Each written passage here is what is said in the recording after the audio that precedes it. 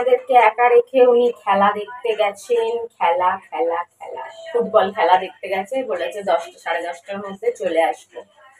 বনির জন্য চিকেন গরম করছি, ওর খিদে পেয়েছে, বারবার আমার দিকে তাকাচ্ছে, তার মানে খিদে পেয়েছে। जीने के लिए सोचा ही नहीं, दर्द संभालने होंगे, तुझसे नाराज नहीं, जिंदगी हैरान हूँ मैं, हैरान हूँ मैं, तेरे मासूम सवालों से परेशान हूँ मैं, परेशान हूँ मैं। একটা লাইনে আছে कर्ज चुकाने होंगे, আমার कर्ज কেউ চুকায় না, কেউ চুকায় না, সবাই শুধু कर्ज চড়ায় যায়, চোকায় আর কেউ না।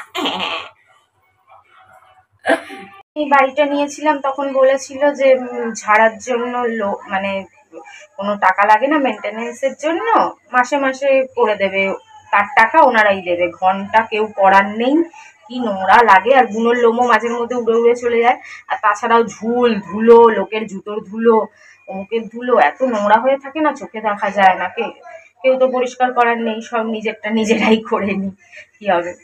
আবার যখন এই বাড়িতে এসেছিলাম তোমরা শুনেছিলে একজন বিশিষ্ট মহান ব্যক্তি আছেন এই বাড়িতে, তার সাথে মাঝে মাঝেই বুনোর বাবার একটু খুনসুটি লেগে যায়।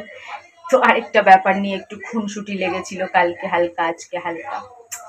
কি জ্বালা কি জ্বালা, বুনোর বাবার নিজের বাড়ি থাকতেও সারা জীবন এরম কপালে দুঃখ।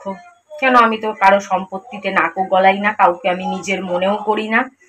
এই পৃথিবীতে শুধু আমি নিজেই নিজের, এছাড়া আর কেউ নিজের না। যতক্ষণ আমার নিজের পয়সায় আমি কিছু না করব, কিংবা জীবনে করতে পারবো না, সেটা আলাদা কথা। কিন্তু যতই যে বর হোক, বরের মতন হোক, যারই মতন যেই যা হোক, তারটা তারই, তার সম্পত্তি আমার সম্পত্তি আমি কোনোদিনই ভাবতে পারবো না। আর সেই ব্যাপারে আমি নাকও গলাইনি, নালে কি আর মনীষের থেকে লাখ লাখ টাকা নিতাম না। মনীষের তো প্রথম বউ 25 লাখ টাকা ঝেড়ে দিল বাচ্চা দেখিয়ে, তো আমি কি বাচ্চা দেখিয়ে কিছুই ঝাড়তে পারতাম না? অবশ্যই পারতাম, কিন্তু দরকার নেই, দরকার নাই, দরকার নাই। উলঙ্গ এসেছি এই পৃথিবীতে, উলঙ্গ চলে যাব, সব পরে থাকবে। শুধু বেঁচে থাকার জন্য আমি একটু জামা কাপড় পরতে ভালোবাসি, একটু খেতে ভালোবাসি, ওগুলো মোটামুটি জরুরত কা সামান, জরুরত কা চিজ মিল যায়, বাস উतना ही काफी है, कोई संपत्ति खड़ा नहीं करना मुझको। শিবম এই জন্মদিনে টাকা নিল, আবার মা টাকা দাও, মা টাকা দাও, মা টাকা দাও। চলো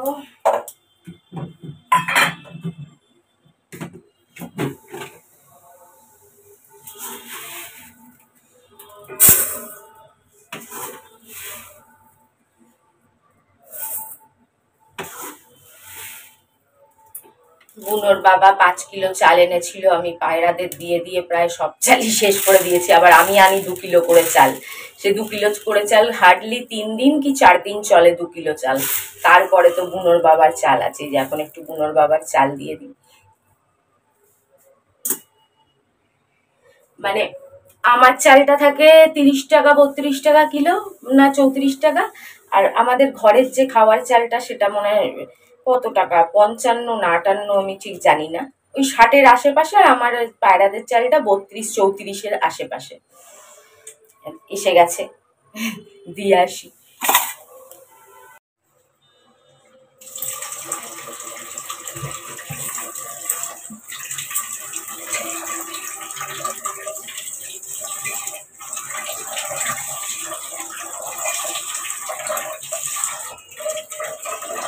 চাল 3 বার করে ধুই।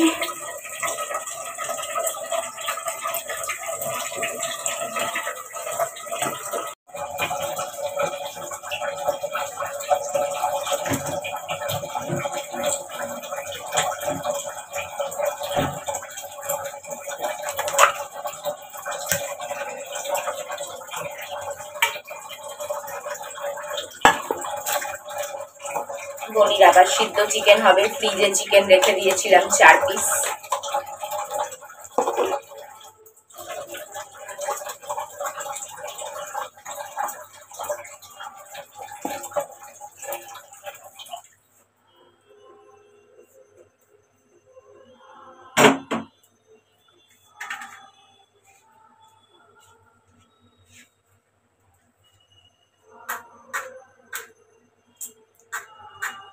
এই বর্ষাকালে না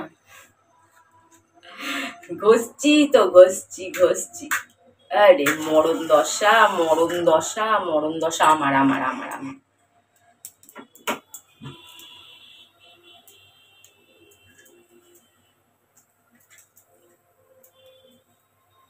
জানো যদি এমন কি চায়, তবে কেন সরে আছো তুমি? ক্ষতি কি একটু আরো কাছে এলেতে আজ রাতে? জানো যদি এমন কি চায়, এখনই রাতের আধারে, এটা তো অন্য গান।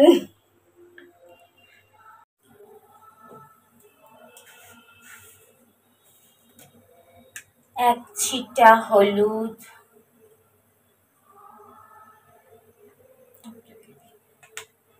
ডাক্তার তো এক ছিটা নুনও দিতে বলে, এক ছিটা মানে একদম মানে এরম আর এরম, নাহলে একটা আইসটানি গন্ধ লাগে আর খেতে চায় না। তখন ডাক্তারবাবু বলে এক ছিটা, জাস্ট ছিটা। খাই না, মন ভালো না থাকলে যা হয়, আগের মতন খাই না, বিকেলে টিফিন খাই না, কোনো দিন সকালে টিফিন খাই। আর সেরকম ভাবে ওই মুড়ি ফুড়ি মানে সেরকম আগের মতন পাত সাজিয়ে বা জোম্যাটো দিয়ে ওরম ভাবে খাই না। তো ওর জন্য কম খাই বলে মাংস রয়ে গেছে 1 2 3 4 5 6 পিস মাটন রয়ে গেছে, ফ্রিজে ছিল। তো এই 6 পিস মাটন, বুনোর সিদ্ধ মাংস, আর আমাদের 5 তরকারি করব, একটু কুমড়ো পটল আলু দিয়ে 5 তরকারি করব মিষ্টি করে। তো 5 তরকারি আর এই 6 পিস মটন দিয়ে এই বেলা হয়ে যাবে। বুনোর বাবা খাবে 2 পিস, আমি খাবো 3 পিস, 1 পিস কাক খাবে, আবার বুনোর মাংসর থেকেও কাক খায়। এই যে এখন সকালে দিয়ে এলাম, বুনোর মাংসর থেকে কাককে দিয়ে এলাম। বুনোর কালকে রাতে খেতে চায়নি, মানে সিদ্ধ মাংস তো বারবার খেতে না একটা আষ্টানি গন্ধ লাগে, দেখবে। কালকে দুপুরে খেয়েছে, বিকেলে খেয়েছে, আর রাতে খেতে চায় না। বেশ বড় একটা ছিল, ওইটা ফ্রিজে রেখে দিয়েছিলাম, কাককে দিয়ে এলাম। তো হয়ে যাবে এই বেলাটা। তারপরে রাত্রিবেলা ফ্রিজে ডিম রাখা আছে, একটু কষা করে নেব, আর কি চাই। এরম ভাবেই চলে যাবে। ফুলমালা, ঠাকুরের প্রসাদ, আর ওটা বুনোর দই আছে, নিতে পারবো না, একটু নেট দিদি। তাহলে আজকেও নাস্তা এনেছে, নাস্তারও জানা হয় না। আজকে আমি বলেছি আমি 10 টাকা দিচ্ছি, 21 টাকার নাস্তা, তার মধ্যে আমি 10 টাকা দিচ্ছি, নিয়ে আয়। খুব ভালো লাগে এই গরম নানপুরিগুলো খেতে, একদম গুটিয়ে আছে দেখো। এখনই খেতে ভাল লাগবে গরম, ঠান্ডা হয়ে গেলে আর ভালো লাগবে না।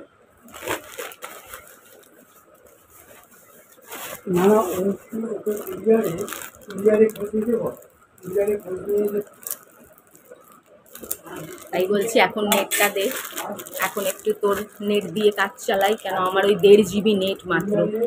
কি হয় বলো, 1.5 GB দিয়ে কিচ্ছু হয়?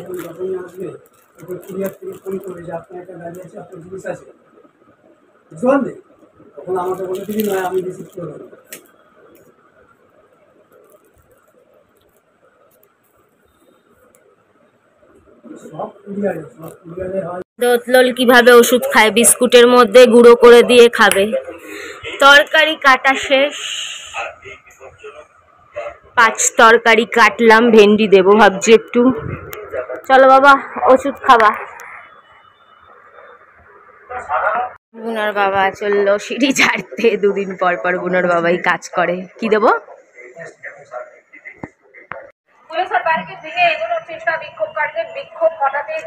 দরজাটা বাইরে দিয়ে রাখ, নালে উড়ে চলে আসবে ঘরে।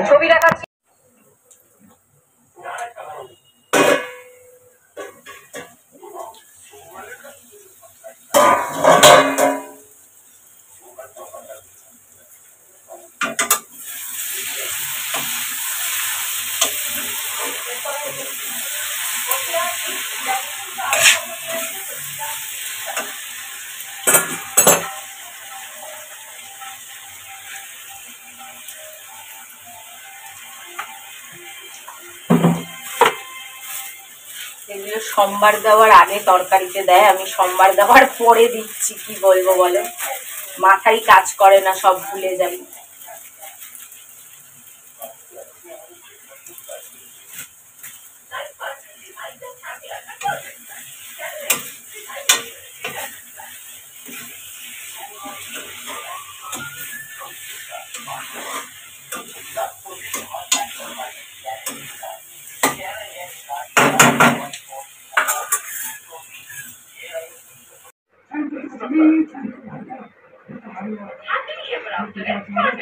কিরম আটকিছিল কালকে রাতে, সেটাই ওর বাবা বলছে। মানে তাড়াতাড়ি করে ভয় পেয়ে ঢুকতে গেছে, ওনা মাছি দেখে ভয় পায়, প্রজাপতি টাইপের এক ধরনের হয় না, মথ না কি বলে, মানে প্রজাপতির মতন মানে ওরে প্রজাপতির মতন সাইজ, কিন্তু কালারটা একটু কেমন যেন প্রজাপতির মতন, মথ না কি বলে, ওগুলো ভর্তি আমাদের ঘরে। ওই দেখে রাত্রিবেলা ভয় পায়, ওই দেখে দৌড়ে ঢুকতে গিয়ে ওদিক দিয়ে ঢুকে গেছে আর আটকে গেছে। কি কাণ্ড কি কাণ্ড! ওর বাবা তো ভয় পেয়ে গেছে, আমি ভয় পেয়ে গেছি, ওর হাত পা না এবার ভাঙলো। 2টো বেজে গেছে। লাস্ট টাইমের খাওয়া, মানে 3বার খায় তো, শেষ টাইমের খাওয়ার জন্য নিশ্চয়ই চলে এসছে। ওই দেখো কাক আছে, পায়রা আছে, সবাই চলে এসছে। আরো খেতে দিলে চলে আসবে। দাঁড়া দাঁড়া, খেতে দেবো। গুণের বাবা পুজো করছে, খেতে দিয়ে দিলাম। খাওয়া শুরু, আসা শুরু, সবার খাওয়া শুরু।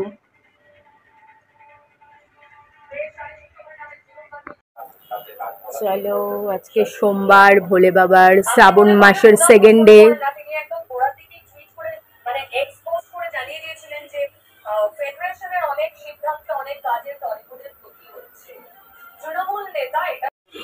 চলো, তরকারি, মিষ্টি মিষ্টি তরকারি, পটল কুমড়ো, আলু, পেঁয়াজ, ভেন্ডি 2-1 পিস, আর ওই কালকের মটন রয়েছে 5-6 পিস, বনির সিদ্ধ মাংস, লেবু গন্ধরাজ, আর অল্প একটু রাইস। বিছানা দিয়েছি, ও বিছানা পাতার চেষ্টা করছে। তুই পারিস? হ্যাঁ, নাক দিয়ে বিছানা পাতা যায়? তুই পারবি না, তার জন্য হাত পা লাগে। হাত পা তো আছে। এবার ওষুধ খাবে, ওর বাবা ওষুধ দিচ্ছে। জল খাবা? চলো, গরম গরম গরম গরম চিকেন 2 পিস নিয়ে নিয়েছি।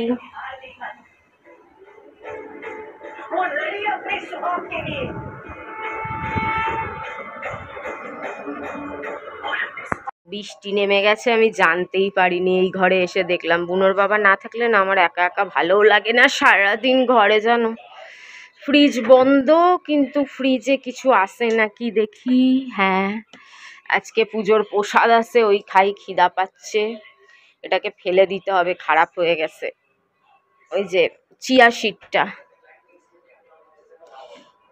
বুনো বাবু ওখানে বসে আছে। বুনো বাবু, সন্দেশ খাবা নাকি? খাবা? মিষ্টি ছাড়াটা খাবো, একটুখানি খাবো, একটু বুনোকে দেবো।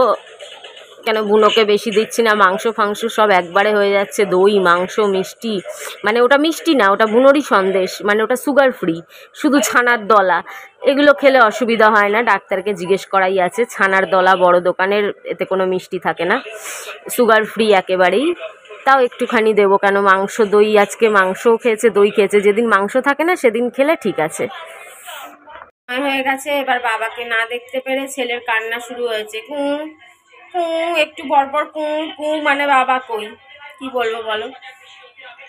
অজিত বাড়ি না থাকলে আমারও ভালো লাগে না, আসলে একা একা ভালো লাগে না, কারোর সাথে তো সেরকম কথা বলি না। শিবম টাকা চাইলেও শিবমকে টাকা লাগিয়ে দিলাম 100 টাকা, আবার 3-4 দিন আগে 500 টাকা লাগিয়েছিলাম, তার 2-3 দিন আগে রিচার্জ করিয়ে দিলাম। ও তো নিতেই থাকে 2 দিন পর পর। কাজে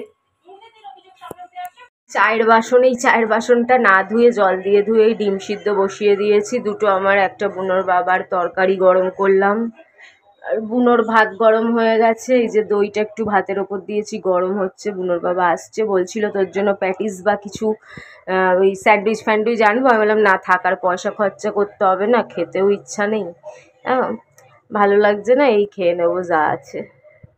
ওই বাবা কই? বাবা আসে না, বাবা আসে না। সাধুয়া কি বলছে আর কালুয়া কি বলছে?